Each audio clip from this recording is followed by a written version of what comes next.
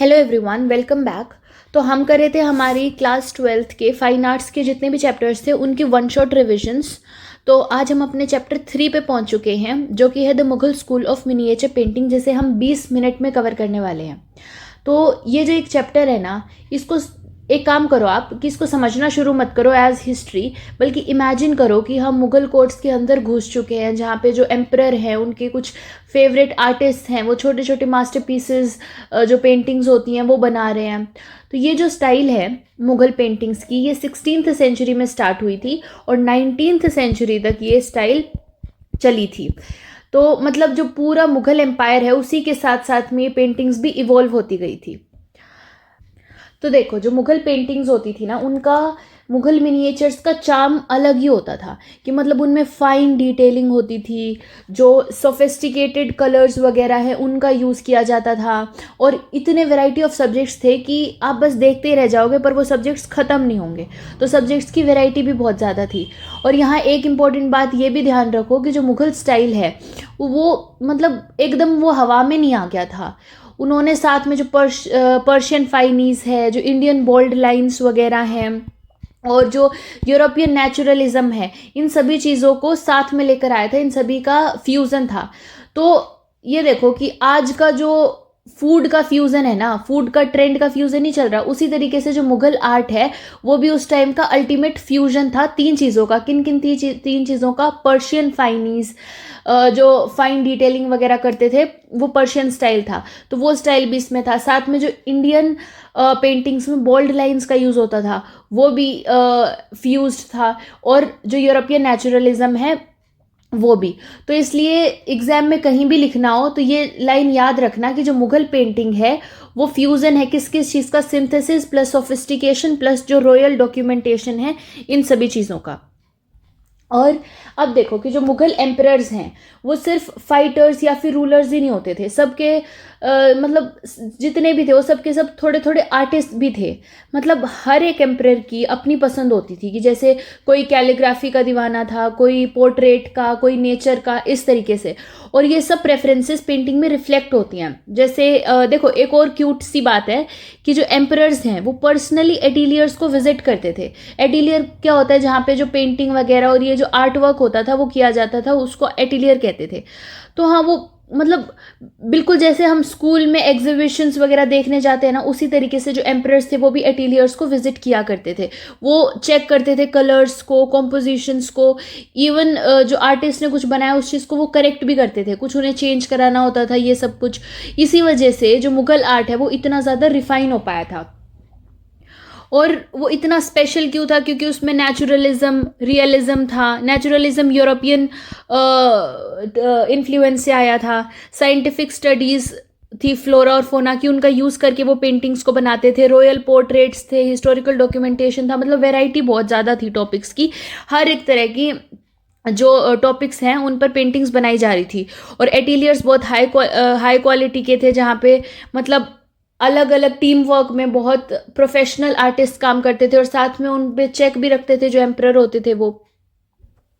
अब एक important point है कि जो मुगल पेंटिंग है वो एक मेल्टिंग पॉट थी। उस मेल्टिंग पॉट में क्या क्या चीज़ें थी कि जो पर्शियन एलिगेंस है, जो हिंदू थीम्स हैं, यूरोपियन टेक्निक्स हैं, इंडियन फ्लोरा और फोना वगैरह जो चीज़ें हैं, तो ये सब का एक बहुत अच्छा मिक्स था जो मुगल पेंटिंग थी, कि उसमें सब कुछ था। एलिगेंस की अगर हम बात कर रहे हैं तो वो पर्शियन इन्फ्लुएंस से आया था।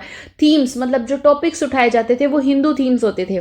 जो टेक्निक्स का यूज़ करके बनाते थे वो यूरोपियन था, क्योंकि यूरोपियन साइड जो है, यूरोपियन कंट्रीज़ वगैरह जो वो बहुत पहले से ही एडवांस थी, तो यूरोपियन टेक्निक्स का यूज़ किया जाता था। इंडियन फ्लोरा फोना था।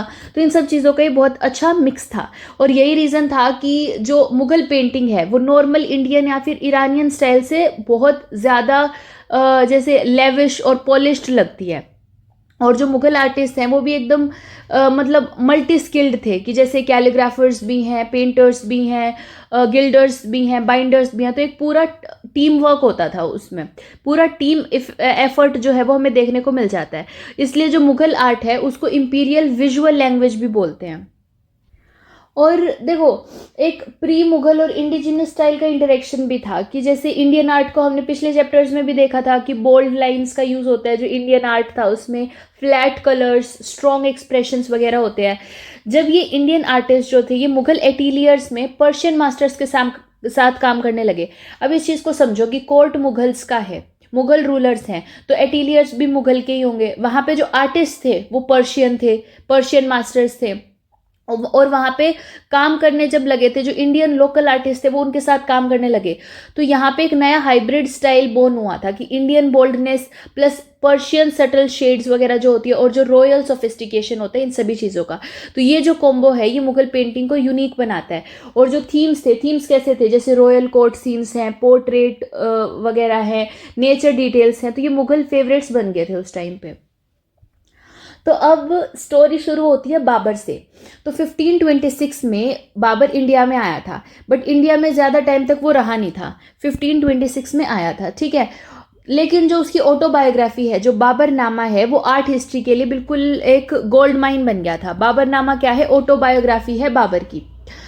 तो जो बाबर था वो नेचर लवर था, मतलब ट्रीज, फ्रूट्स, फ्लावर्स, सब चीज़ों को डिस्क्राइब करता था। जैसे एक इंस्टाग्राम ब्लॉगर होता है, जिसे उसे जो चीज़ें पसंद होती हैं उन चीज़ों को वो डिस्क्राइब करता है, उसी तरीके से जो बाबर है उसे नेचर से बहुत प्यार था, तो वो ट्रीज, फ्लावर्स, फ्रूट्स, इन सभी चीज़ों को दिखाता था।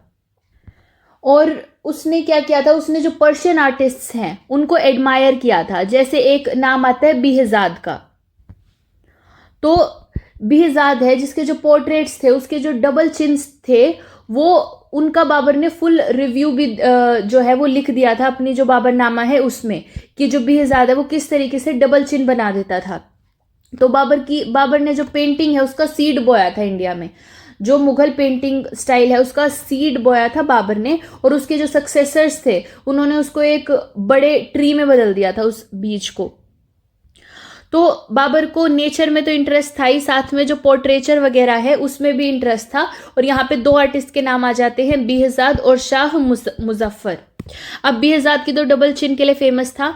कमेंट्स में आप बताना कि शाह मुजफ्फर किस चीज के लिए फेमस था। अब हम आ जाते हैं हुमायूं पर। हुमायूं एक ऐसा, मतलब जो पॉलिटिक्स है उसमें थोड़ा सा अनलकी रहा था, पर आर्ट के लिए बहुत, मतलब बड़ा लकी इंसिडेंस हुआ था इसके टाइम पे। इंसिडेंट क्या हुआ था? इंसिडेंट ये हुआ था कि वो एग्जाइल के टाइम पे पर्शियन रूलर शाह तहमस के कोर्ट में गया था, ठीक है। वहां पे जब वो गया तो मतलब वो अपना जो जितना भी उसका कोर्ट था उसको हार के गया था। वहां पे वो लड़ाई में हारा था, इस वजह से वो पर्शिया में गया था। तो ये तो उसके लिए अनलकी था पॉलिटिक्स में। लेकिन लकी कैसे हो गया कि जब वो एग्जाइल के टाइम पे पर्शियन रूलर के पास गया, शाह तहमस के पास के कोर्ट में गया, तो वहां उसने मिनिएचर पेंटिंग की असली शाइन वगैरह जो है और ये सब चीज़ें देखी। उसने लेजेंडरी आर्टिस्ट को वो इंडिया में भी ले आया था आते हुए। वो लेजेंडरी आर्टिस्ट कौन कौन से थे? मीर सैयद अली और अब्द उस समाद। तो इनको वो पर्शिया से इंडिया में ले आया था, क्योंकि उसको जो वो मिनिएचर पेंटिंग वगैरह थी वो चीज़ बहुत ज़्यादा अफेक्ट कर गई थी। उसको ये था कि हम इंडिया में भी इस चीज़ को लेकर आए। तो वो दो आर्टिस्ट को अपने साथ ले आया, मीर सैयद अली और अब्द उस समाद, ठीक है। तो जो मुगल एटीलियर है उसकी फाउंडेशन यहीं से शुरू हुई थी। एटीलियर क्या होता है? मुगल एटीलियर, जहाँ पे जो आर्टिस्ट हैं वो सारे टीम बना के वहाँ पे काम करते थे। और साथ में जो हुमायूं है उसने निगार खाना भी स्टार्ट किया था। निगार खाना जो वर्कशॉप है, जो इंपीरियल वर्कशॉप है, वो स्टार्ट किया था। और जो हमजा नामा है उसका प्रोजेक्ट भी इनिशिएट कर दिया था। हमजा नामा का जो प्रोजेक्ट है वो भी हुमायूं ने स्टार्ट कर दिया था। तो ये कुछ इंपॉर्टेंट चीज़ें हैं कि दो पर्शियन आर्टिस्ट कौन कौन से थे जिनको हुमायूं लेके आया था, मीर सैयद अली और अब्द उस समाद। साथ में निगार खाना भी हुमायूं ने शुरू किया था, और जो हमजा नामा है वो भी हुमायूं ने शुरू किया था। और यहीं पे मेरे को एक चीज़ और याद आई है कि एक मुगल पेंटिंग है जो कि है princess of the house of Timur. Princess of the house of Timur. अब ये जो पेंटिंग है ना, ये मतलब एक आइकॉनिक वर्क है। ये एक बहुत बड़ी पेंटिंग है, जाइंट पेंटिंग है। और इसमें क्या है कि जो पोर्ट्रेट्स हैं वो जनरेशन ओवर जनरेशन लेयर किए हुए हैं, कि मतलब पहले किसी एक का पोर्ट्रेट था, फिर जो नेक्स्ट जनरेशन आई उसी के ऊपर, पेंटिंग के ऊपर ही उस नेक्स्ट जनरेशन का पोर्ट्रेट बना दिया, नेक्स्ट का बना दिया। तो मतलब फैमिली फोटो जिसमें न्यू फेसेस हर एक जनरेशन बाय जनरेशन ऐड होते गए। पूरे पर्शियन कलर्स का यूज़ किया था, क्लोथ्स वगैरह आउटडोर सब कुछ पर्शियन था। तो ये एक अर्ली मुगल स्टाइल थी अपनी प्योरेस्ट फॉर्म में। अब हम आ जाते हैं जो मुगल आर्ट का सुपरस्टार था, मतलब अकबर के ऊपर।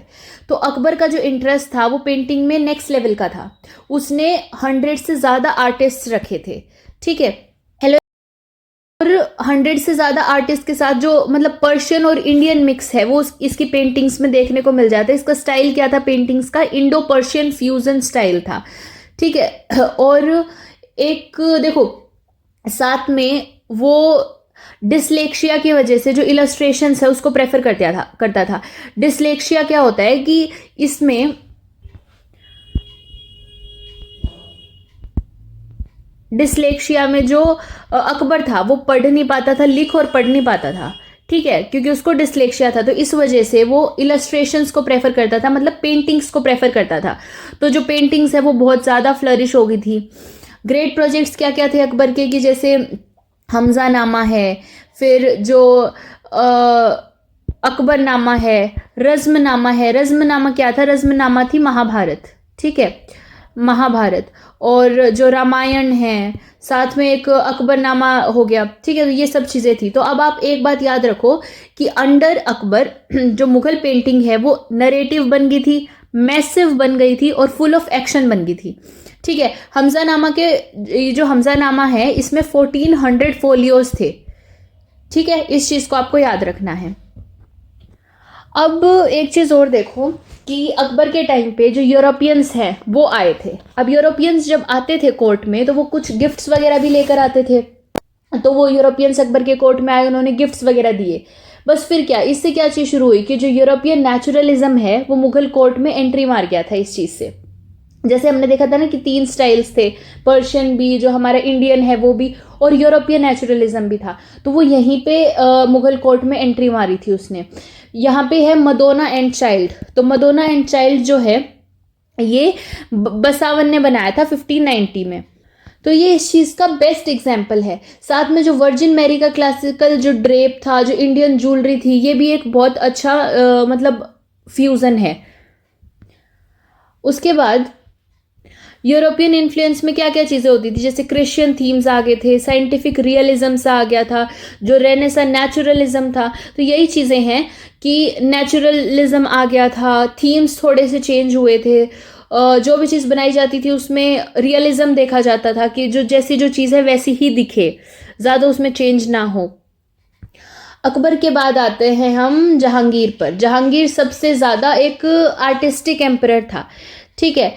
तो जो प्रिंस सलीम हैं उन्हीं को जहांगीर कहा जाता है। तो प्रिंस सलीम चाइल्डहुड से ही जो पेंटिंग्स हैं उनके दीवाने थे। उसने जो अपना सेपरेट एटीलियर भी बनवाया था, कि पहले एटीलियर चलता आ रहा था जो हुमायूं ने बनवाया था, अकबर के टाइम पे भी था, पर प्रिंस सलीम ने अपना जो एटीलियर है वो अलग बनवा लिया था। जहांगीर को किस तरह की पेंटिंग्स पसंद थी, जैसे जो नेचर से रिलेटेड जो पेंटिंग्स होती हैं, उसके बाद जो साइंटिफिक एक्यूरेसी वगैरह जो होती है, इस तरह की पेंटिंग्स, जो डेलिकेट डिटेलिंग वगैरह की गई हो, जिसमें जो पोर्ट्रेट्स वगैरह होते हैं, तो इस तरीके की जो चीज़ें हैं वो जहांगीर को पसंद थी। और इसके अंडर जो पेंटिंग्स हैं वो और ज़्यादा रियलिस्टिक बन गई थी, ठीक है, और ज़्यादा नेचुरलिस्टिक बन गई थी, एक्सट्रीमली रिफाइंड हो गई थी। तो रियलिस्टिक और नेचुरलिस्टिक तो अपने आप बनेगी क्योंकि यूरोपियन स्टाइल आ गया था, और ज़्यादा वो रिफाइन भी हो गई थी, जो कि पर्शियन इन्फ्लुएंस था। तो यूरोपियन इन्फ्लुएंस और भी ज़्यादा यहाँ पे स्ट्रॉन्ग हो गया था। और यहाँ पे आपको याद क्या रखना है कि जहांगीर के टाइम पे जो पेंटर्स थे, आर्टिस्ट थे, वो कौन कौन से थे? तो उस्ताद मंसूर है, फिर अबुल हसन है, विचित्र है। तो ये आपको नाम याद रखने हैं कि कौन से एम्परर के टाइम के हैं। अब यहाँ पे हम देखते हैं कि कुछ इंपॉर्टेंट जो जहांगीर की पेंटिंग्स थी। तो सबसे पहले है जहांगीर इन दरबार। तो ये जो पेंटिंग है ये एक मास्टरपीस थी, कि मतलब सब लोग अपनी रैंकिंग के हिसाब से इसमें खड़े थे, उस पे नाम भी लिखे हुए थे, पोर्ट्रेट्स थे वो बिल्कुल रियलिस्टिक थे, जो कोर्ट है उसकी एकदम मतलब परफेक्ट रिप्रेजेंटेशन थी, कि जैसे था वैसे का वैसा बनाया हुआ था। वहाँ पे एलिफेंट्स, हॉर्सेस, पिलर्स, सब का सिंबॉलिक और मतलब ऐसे लगा लो कि सेलिब्रेटरी जो होता है ना, उस टाइप का यहाँ पे उसको सिंबलाइज किया गया था उन सभी चीज़ों को। उसके बाद जो हमारी नेक्स्ट पेंटिंग है जो कि है जहांगीर्स ड्रीम। तो जहांगीर्स ड्रीम में क्या था कि ये जो पेंटिंग है थोड़ी सी फिल्मी टाइप की थी, कि यहाँ पे ड्रीम का सीन है जिसमें जो जहांगीर हैं वो जो पर्शियन एम्परर अब्बास हैं, पर्शियन एम्परर अब्बास को वो हग करते हुए दिखाई दे रहे हैं। यहाँ पे लायन वर्सेस शीप दिखाया हुआ है। लायन वर्सेस शीप क्यों दिखाया हुआ है? क्योंकि यहाँ पे इस चीज़ से वो पावरफुल वर्सेस वीक का सिंबल कर रहा है कि जो जहांगीर है उसको लायन के उसमें डिपिक्ट किया गया है, और जो अब्बास है, जो पर्शियन एम्परर अब्बास है, उन्हें शीप की फॉर्म में सिंबलाइज किया गया है, जिससे पावरफुल और वीक की जो जहांगीर है उनको पावरफुल दिखाया गया है। तो यहाँ पे जो यूरोपियन स्टाइल है उस चीज़ का यूज़ किया गया है। मतलब सब कुछ बहुत अच्छे से मिक्स भी हो रहा है, बहुत ब्यूटीफुली मिक्स दिखाया गया है इन चीज़ों का। तो ये जो पेंटिंग है ये मुगल इमेजिनेशन प्लस जो पॉलिटिक्स है और साथ में जो आर्ट है उसका एक कॉम्बो है। उसके बाद हमारे पास नेक्स्ट पेंटिंग आ जाती है जो की है Jahangir on an hourglass, and फिर है a prince and a hermit. तो ये सारी इंपॉर्टेंट जहांगीर की पेंटिंग्स थी। तो अब हम आ जाते हैं जो जूल लवर था शाहजहां। तो ज्वेल लवर क्यों का है मैंने वो भी बताऊंगी मैं आपको। अब यहाँ पे जो शाहजहां है उनके टाइम पे आर्किटेक्चर पीक पे, और जो पेंटिंग्स है वो भी सुपर फैंसी टाइप की हो गई थी। आर्किटेक्चर तो पीक पे गया था, वो तो हमें पता ही है कि कितनी ज़्यादा मॉन्यूमेंट्स शाहजहां के टाइम पे बनी हुई हैं। यहाँ पे जो नेचुरलिज्म है वो थोड़ा सा कम हो गया था, लेकिन जो आइडियलाइजेशन जो होता है वो बहुत ज़्यादा हो गया था।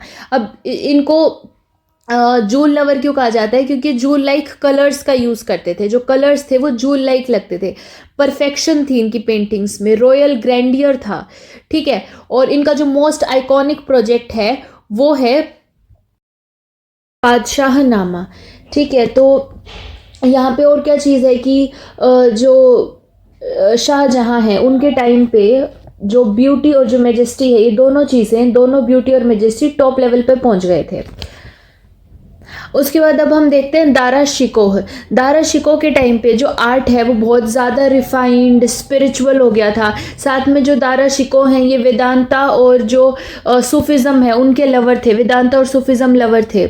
उनकी जो पेंटिंग्स हैं, दारा शिकोह की जो पेंटिंग्स हैं उनमें सॉफ्ट फिलोसफिकल सी वाइब्स हमें देखने को मिलती हैं। लेकिन यहाँ पे एक चीज़ और क्या है कि सैडली जो दारा शिकोह हैं उन्होंने वो हार गए थे किससे? औरंगज़ेब से सक्सेशन वॉर में। सक्सेशन वॉर क्या होती है कि उस टाइम पर जो मुग़ल रूलर्स होते थे, जितने भी, मान लो एक रूलर है, ये कोई एक रूलर है मुग़ल रूलर, इसके अगर 4 बेटे हैं तो इन सभी में सक्सेशन वॉर होगी, लड़ाई होगी, और जो एट द एंड जीतेगा उस वही नेक्स्ट रूलर बन जाएगा। तो दारा शिकोह हार गए थे और इनके जो भाई थे औरंगज़ेब वो जीत गए थे। तो उसके बाद अब हम औरंगज़ेब को देख लेते हैं। तो जो औरंगज़ेब था वो बहुत पावरफुल रूलर था, लेकिन जो आर्ट वगैरह जो चीज़ें हैं उस पर इनका लेस फोकस था, वो ज़्यादा फोकस नहीं करते थे आर्ट पे। तो जो एटेलियर था, जो ग्रुप था आर्टिस्ट का जहाँ पे वो पेंटिंग्स बनाते थे, वो ग्रेजुअली डिक्लाइन हो गया था, और जो आर्ट है वो जब पीक पे पहुँचा था उससे धीरे धीरे उसका डिक्लाइन होना शुरू हो चुका था। तो यहाँ पे जो प्रोविंशियल मुगल पेंटिंग है, मतलब जो एक पूरे सेंट्रल पेंटिंग जो हो रही थी वो तो डिक्लाइन हो रही थी, लेकिन थोड़ी थोड़ी जो प्रोविंसेस थे, जो पूरे एम्पायर के प्रोविंसेस थे छोटे छोटे, वहाँ पे पेंटिंग्स बननी शुरू हो गई थी। मतलब सेंट्रल कोर्ट से निकल के जो आर्टिस्ट हैं वो छोटे छोटे जो घराने वगैरह थे वहाँ जाके अपनी पेंटिंग्स बनानी उन्होंने शुरू कर दी थी।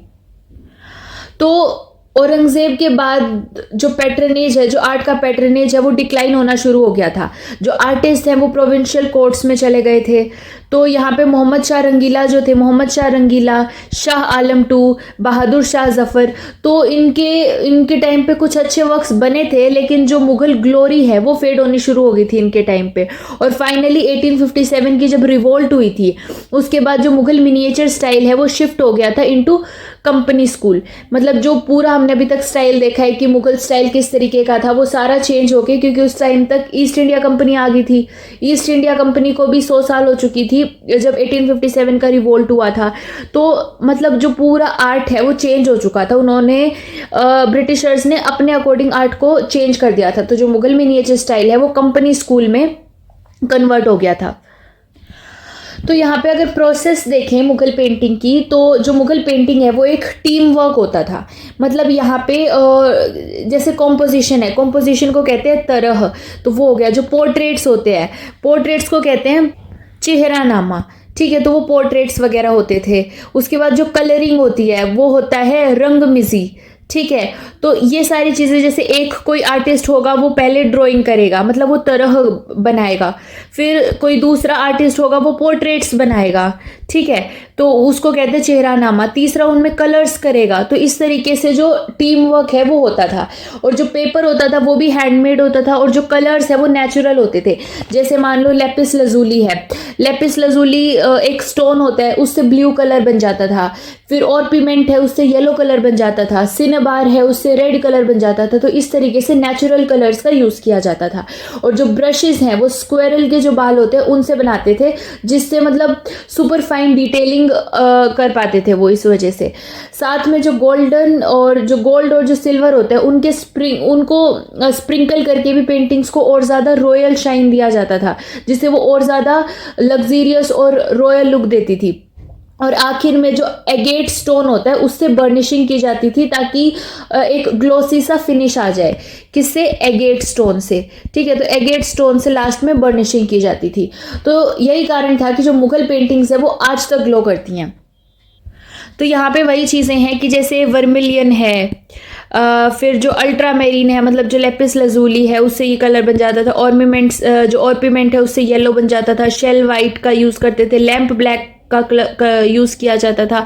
गोल्ड और सिल्वर का यूज़ करते थे। तो यहाँ पे हमने जो हमारा मुग़ल स्कूल ऑफ पेंटिंग है उसको पूरी तरीके से कंप्लीट कर लिया है।